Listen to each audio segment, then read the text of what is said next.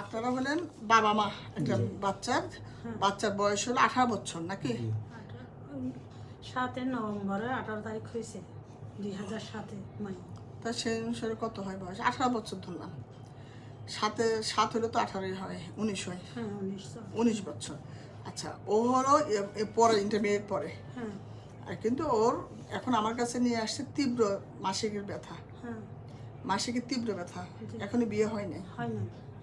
হ্যাঁ, আর কি বলে নিয়ে আসছে বলুন তো? সে একটা আল্ট্রাসোনোগ্রাম নিয়ে আসছে। কি দেখে কি ছিল তাতে? Chocolate cyst. Chocolate cyst. Chocolate cyst. তাহলে এটা কত বছর ধরা পড়ছে? 6 মাস হয়েছে। 6 মাসের কেন গেছিল ডাক্তারের কাছে? ব্যথা নিয়ে? হ্যাঁ গেছে, ডাক্তারের ওষুধ দিছে। আচ্ছা, ব্যথা নিয়ে যাওয়ার পর আপনাদেরকে ওষুধ দিচ্ছে। এখন 6 মাস আগে আপনাদের যে সাইজ ছিল এখনো একই সাইজ, হ্যাঁ বরঞ্চ কমে নাই। কমে নাই, ব্যথা আছে আরো।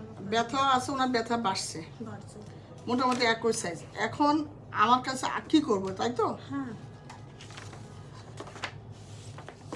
এখন কি রোগটা কি একটু শুনবেন? রোগটা একটু বুঝেন। এইটা হলো জরায়ু। জরায়ুর দুই দিকে দুইটা ডিমোনালি আর দুইটা ডিম্বাশয়। এই জায়গাটা থেকে জ্বরের মাসিক হয়। তো এখানকার মাসিকটা প্রত্যেক মাসে মাসিক যখন হয় এই পথ দিয়ে বাড়িয়ে চলে যায়। কিন্তু আল্লাহ এমন একটা রোগ দিছে যে রোগে এই অংশটা জরায়ুর, এটাকে অ্যান্ডোমেট্রিয়াম বলে। এই অংশটা মাঝে মাঝে এসব জায়গায় থাকে। কোথায়? ডিম্বাশয়ের উপরে, জরায়ুর পিছনে এসব জায়গায় থাকে। তখন এখানে মাসিক হয়, এটাতে বের হয়ে যায়। কিন্তু ওইসব মাসিকগুলি, ওইসব জায়গায় যে মাসিক জমা হয়, সেগুলি জমা হয়ে ডিম্বাশয়কে ঢেকে ফেলে, ডিম্বাশয়ের মধ্যে ভিতরে ঢুকে যায় এবং ডিম্বাশয়ের মধ্যে একটা সিস্ট তৈরি করে। এবার চকলেট কালারের লাল রঙের রক্তের মতো সিস্ট থাকে, তো পানি থাকে, তো সেটাকে এই জন্য চকলেট সিস্ট বলে। তো চকলেট সিস্ট হলে কি হয়? ডিম্বাশয়ের ডিম্বাণু নষ্ট হয়ে যায় এবং অনেক রক্ত জমা হয়ে এত বড় থলি হয়ে যায়। এবং এটাতে পেইন হয় মাসিকের সময়, কারণ যত মাসিক হবে এটা স্ট্রেস হবে, তো একদম টান হবে, তখন এটা ইয়ে হবে। আপনার ফোনটা বন্ধ করেন। তাহলে স্ট্রেসড হবে, যখন মাসিক হবে তখন এটা আরো বড় হয়ে যাবে এবং তীব্র ব্যথা হবে। তাহলে এখন ওর এই সমস্যাটা হয়েছে রোগীটা।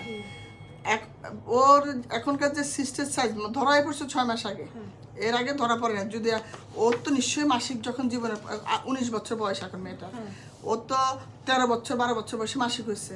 12 থেকে 19 তাহলে 7 বছর। এই 7 বছর আগে কি ওর মাসিকের সময় তীব্র ব্যথা ছিল না? মাসিকের আগে ছিল মাসিকে ব্যথা ছিল, কিন্তু আপনারা তখন পাত্তা দেন নাই। আচ্ছা, যদি আপনি না ডাক্তার দেখান না, আপনি দেখাইছেন এই মাত্র 6 মাস আগে। যদি আপনি 13 বছর বয়সে ধরেন ওর প্রথম মাসিক হয়েছে, 15-16 বছর বয়সেও কিন্তু আপনাকে বলছে যে কি ব্যথা, সেই ব্যথা আপনারা পাত্তাই দেন নাই। আপনারা এখন আসছেন যখন মেয়ে আর পারতেছে না, বেশি ব্যথা লাগতেছে, পারতেছে না। এখনকার অবস্থা হয়েছে দুইটা ডিম্বাশয়, একটাতে 7 সেন্টিমিটার বা 5 সেন্টিমিটার, আর একটা 5 সেন্টিমিটার, দুই ডিম্বাশয় কিন্তু চকলেট সিস্ট। এখন এই যে একটা হলো কি বললাম 7/4.5, আর একটা হলো 6/5, তার মানে বেশ বড়। এখন রোগী তো অনেক তীব্র ব্যথা, এবং একটা জিনিস যখন পানির থলি বড় হয়ে যায়, হ্যাঁ ধরে ধরে হাঁটার সময় ব্যথা পায়, ড্র্যাগিং পেইন হয়, ওর শুইলে ব্যথা, দাঁড়াইলে ব্যথা, বসলে ব্যথা, পড়াশোনা করতে পারে না, স্কুলে যেতে পারে না, কলেজে যেতে পারে না, হাঁটতেও পারে না। তাহলে আপনারা দেখেন, আপনারা যদি প্রথমে সিমটমগুলি পাত্তা দিতেন, যে জীবনের প্রথমে যখন মাসিকের পর 14-15 বছর বয়সে যখন 6, 7, 8, 9-এ পড়ে, তখন কিন্তু ও বলছে আপনার পাত্তায় দেন না। এখন তো রোগটা এমন পর্যায়ে বেড়ে গেছে, যদি তখন পাত্তা দিলে সুবিধা কি হতো? এখন যে ওষুধটা দিচ্ছি সেই ওষুধটা এখন তো সিস্ট বড় হয়ে গেছে, একটা জিনিস হয়ে গেলে থামানো অনেক কঠিন। ছোট হয়তো অনেক টাইম লাগবে, 6 মাস কাছে তাও ছোট হয় না। আর যদি ও এই সিস্ট তো আস্তে আস্তে হয়েছে আজকে 6-7 বছর ধরে, এই 6-7 বছর আগে যদি আপনারা ওকে ওষুধ শুরু করতেন, তাহলে এই জিনিসটা হতো না। এখন এটা একটা সুবিধা যে এটা সাধারণত ক্যান্সার হয় না। তাহলে এখন আমরা কি চিকিৎসা করবো? ও এখন যে অবস্থায় আছে ওর আসলে অপারেশন করতে হবে। কিন্তু একটা আনম্যারিড মেয়ে এন্ডোমেট্রিওসিস যদি আমরা অপারেশন করি, ওইটা কিন্তু যদি ওষুধে খেয়ে যেত, এটা কিন্তু এই রোগে অপারেশনে রোগ সারে না। এখনকার ব্যথা কমাবে, বাট রোগ কিন্তু সারবে না।